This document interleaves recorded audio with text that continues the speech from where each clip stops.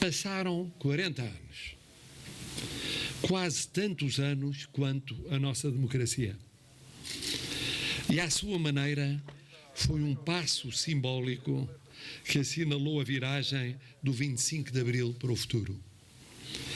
Porque no início da década de 80, quando o ministro Álvaro Barreto assinou o acordo com a Renault, depois do passo inicial do ministro Alfredo Nobre da Costa em 1977, estava a terminar a transição do tempo revolucionário para o tempo da democracia política plena.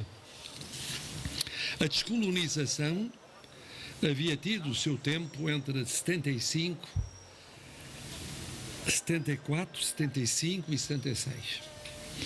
E levaria quase 20 anos a dar origem à comunidade de países de língua portuguesa.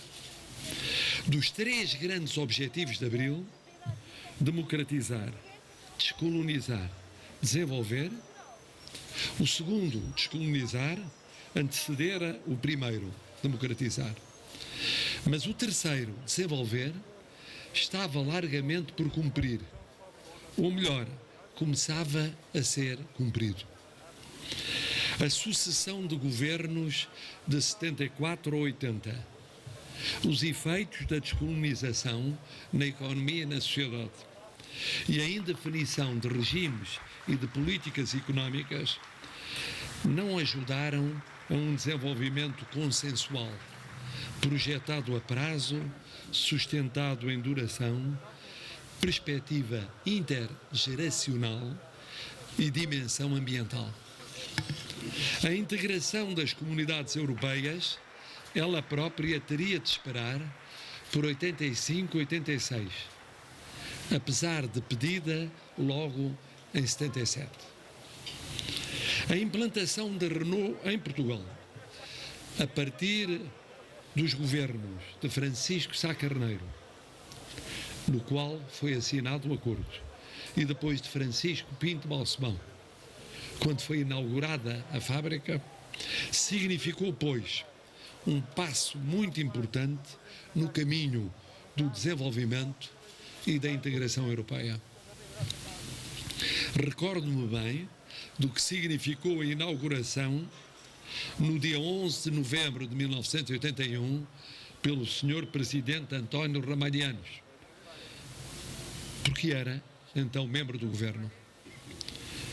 Tratava-se de um investimento de grande significado. Trazia um parceiro europeu, a França, que o futuro mostraria vir a ser cada vez mais importante para Portugal, como acontece hoje. Escolhia o Portugal não centralizado em Lisboa. Dava um sinal no sentido daqueles interiores que, naqueles dias, eram ainda mais distantes do centro do poder nacional. Formava recursos humanos, valorizava o essencial da mudança pretendida, as pessoas, a qualificação das pessoas. E as pessoas num setor industrial do futuro, com efeito noutras empresas, no emprego, na região aveirense, no país.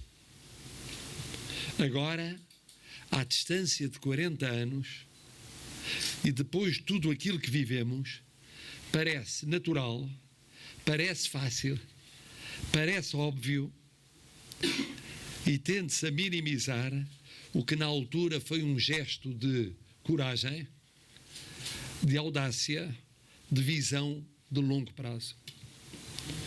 É sempre muito fácil refazer a história do presente para o passado.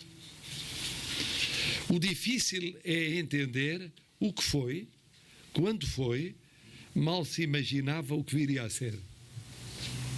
E viria a ser um grupo com 2.000 postos de trabalho diretos e mais de 1.800 indiretos. Líder do mercado em 35 dos últimos 42 anos.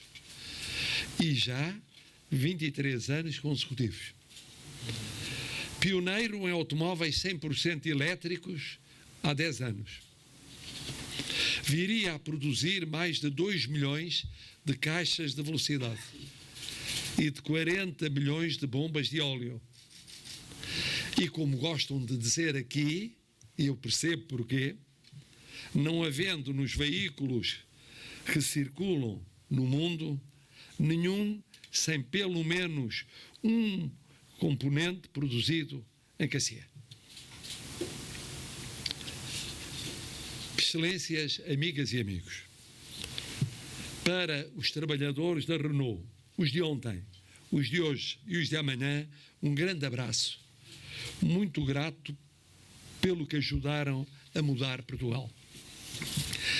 Para a investidora, para os gestores, para os responsáveis, ao longo de todo este tempo, o reconhecimento por períodos melhores e piores, altos e baixos, da economia internacional e da economia nacional, com presenças firmes, desde sempre a presença firmíssima da Renault, a partir de um certo instante, também com acordos com a Nissan.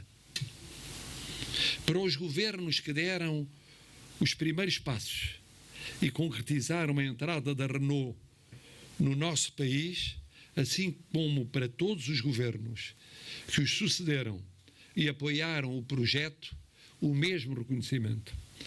Para os autarcas desta região aveirense, e está aqui o Sr. Presidente da Câmara, e está aqui o Sr. Presidente da Junta, conhecidos pela dedicação ao labor todos os dias, à liberdade e à preocupação social, são características de Aveiro, bem como um forte espírito democrático, que ajudaram sempre o que puderam, um igual reconhecimento.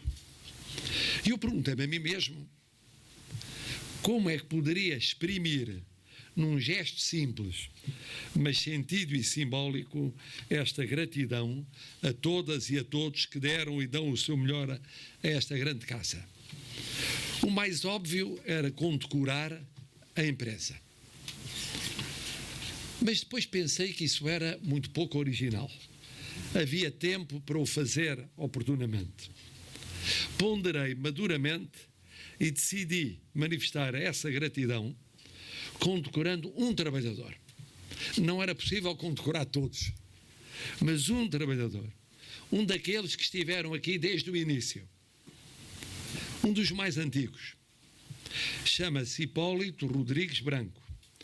Tem 40 anos da Renault Cacia e mais 6 de uma empresa que ela, entretanto, comprou.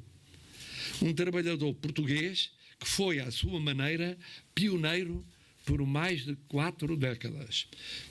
Ao condecorá-lo, com a ordem do mérito, eu nele homenageio todos os demais, todo o passado, todo o presente e todo o futuro da instituição. É como se os melhores que aqui passaram ou aqui dão o seu melhor fossem todos condecorados por aquilo que dão de si todos os dias à nossa pátria comum.